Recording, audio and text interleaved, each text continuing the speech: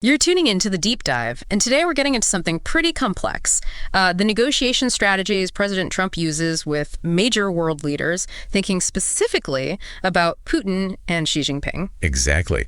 We've all seen these high-stakes meetings, and, the interesting question we're exploring, based on some recent commentary, is how President Trump's own famous deal-making style might actually be turned back on him. Right, how his playbook could be used against him by these, very experienced players on the world stage. It's this fascinating idea that leaders like Putin and Xi have studied his approach, maybe even from his own book, and are figuring out how to leverage it. Okay, so let's break down that approach. The art of the deal, right?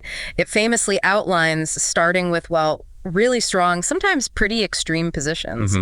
And then the idea is to make only relatively small concessions from that initial extreme point. And he also seems to view economic partners, even allies, often through a lens of potential exploitation. He's been quite vocal about past U.S. leaders getting, bad deals on trade. Absolutely. This win-lose framework, it really shapes how he approaches international agreements. It's always about who's winning, which can sometimes make collaboration difficult. But what's interesting, as this analysis points out, is how this very assertive style seems to shift a bit when he's dealing with leaders he views more as, let's say, direct adversaries. Yeah, that's a crucial distinction. It's not quite the same approach as with traditional allies. We saw glimpses of that maybe in his first term. Thinking about Xi Jinping, for instance, there seemed to be more personal praise, calling him a friend, things like that. That's right. And there also seemed to be a degree of, perhaps, initial acceptance of China's explanations around the pandemic's economic impact. President Trump expressed some confidence in Xi's handling of it, remember? I do. So what was behind that, do you think? That sort of different approach compared to how he might deal with, say, European leaders? Well, it could suggest a strategic choice. Maybe an attempt to build personal rapport with a leader seen as a peer competitor. Perhaps thinking flattery might open doors elsewhere. Interesting. But maybe the clearest example of his current foreign policy in action is the situation in Ukraine. He's been very clear, hasn't he? Calling for an immediate end to the fighting to stop the bloodshed. He has. And his view, which Vice President Vance has also expressed, is that Ukraine and the West actually share responsibility for provoking the conflict. And that framing is really central to understanding what happened next, isn't it? It really is, because it informed how they apparently dealt with President Zelensky.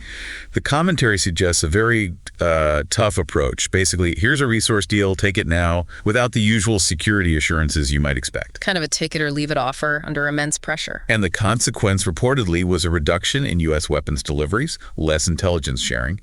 That obviously put Ukraine in a very difficult position militarily. It felt like strong-arm tactics, almost. And then what was really striking was that even after Zelensky seemed to reluctantly agree to those initial terms. Yeah, President Trump then apparently changed the deal. Yeah. Unilaterally, made the conditions even tougher for Ukraine. It seemed to go beyond just driving a hard bargain. Like there was an element of making them pay for hesitating. And this is where the reactions of other leaders become, really telling. President Putin, watching all this, he came out and expressed what was called a principled agreement to a ceasefire. Okay, principled agreement. Sounds good, but crucially, the actual conditions were left vague. To be settled later. It's a classic diplomatic move, seems positive, but commits to very little immediately. Right, keeps all the options open. And the analysis we're drawing on suggests that Putin then followed what it describes as a communist doctrine of military negotiations.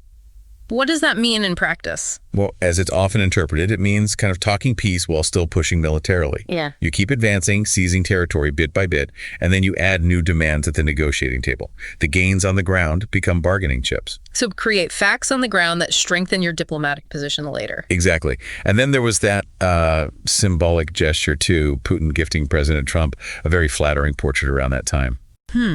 What's the read on that? Could be several things. Maybe just playing to the president's known appreciation for personal praise.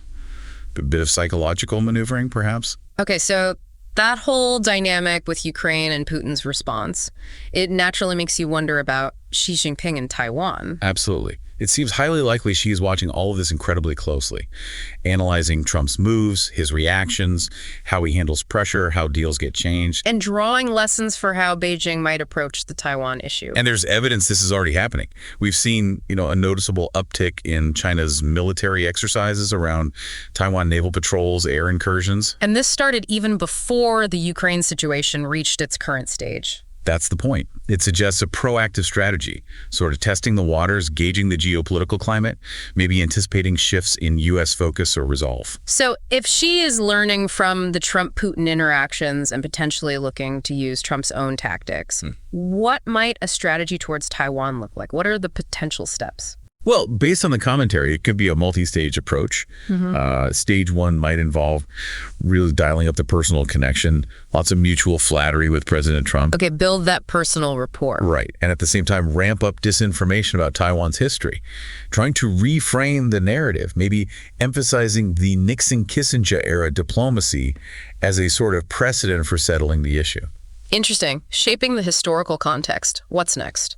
The second element could be invoking the idea of manifest destiny regarding Taiwan. Now, manifest destiny, for listeners, was that 19th century U.S. idea used to justify westward expansion.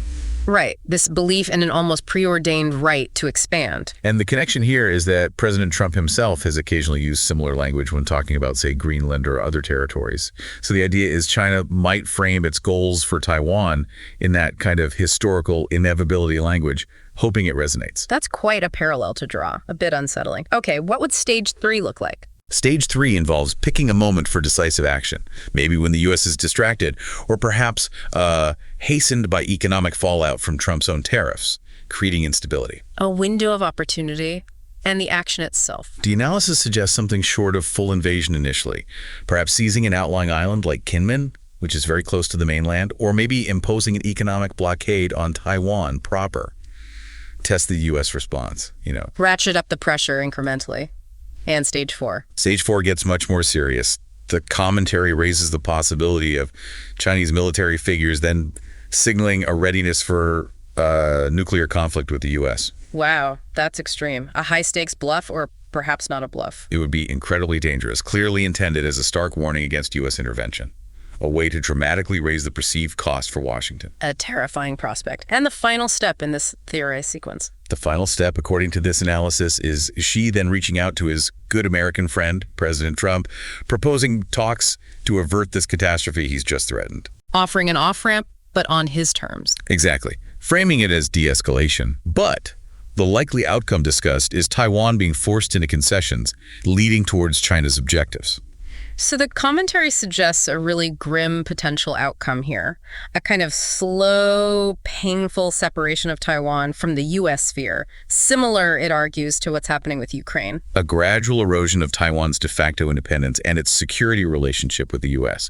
That's the potential scenario laid out. And what's the conclusion then? How can this be prevented, according to this line of thought? The analysis concludes pretty starkly. It says the only real way for President Trump to prevent this outcome is to be absolutely clear, completely unequivocal about America's resolve to defend Taiwan. No ambiguity. No ambiguity. No. And crucially, placing the responsibility for avoiding conflict squarely on Beijing. A firm, clear message of commitment is seen as the essential deterrent. It's definitely a sobering look at the potential chess match playing out, highlighting how understanding your opponents and your own negotiating style is just incredibly critical. It really is. It's not just about your strategy, but how others perceive it and might counter it. It's a complex dance. Subscribe to our podcast on Spotify, Apple Podcasts, and YouTube. We are here to make things clear. New episodes every day.